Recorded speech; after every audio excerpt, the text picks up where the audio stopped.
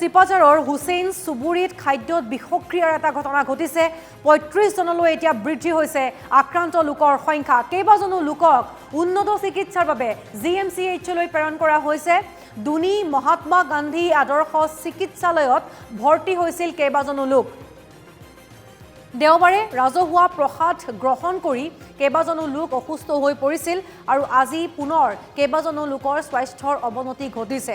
৫ গৰাকীকৈ ৰোগীক মঙলদৈ অসামৰিক চিকিৎসালয়ত ভৰ্তি কৰোৱা হৈছে আৰু কেইবাজনো ৰোগী যেহেতু অসুস্থ হৈ পৰিছে, দেওবাৰৰ দিনটো তেওঁলোকে ৰাজহুৱা প্ৰসাদ গ্ৰহণ কৰিছিল, তাৰ পাছতে অসুস্থ হৈ পৰিছিল। চিপাঝাৰৰ এয়া ঘটনা।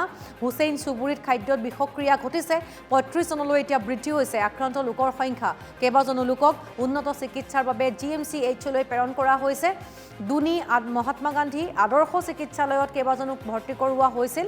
দেওবাৰৰ দিনটোত তেওঁলোকে ৰাজহুৱা প্ৰসাদ গ্ৰহণ কৰি অসুস্থ হৈ পৰিছিল আৰু আজিৰ দিনটোত আকৌ কেইবাজনো লোকৰ স্বাস্থ্যৰ অৱনতি ঘটিছে। গতিকে ৫ গৰাকীকৈ ৰোগীক মঙলদৈ অসামৰিক চিকিৎসালয়ত আকৌ ভৰ্তি কৰোৱা হৈছে।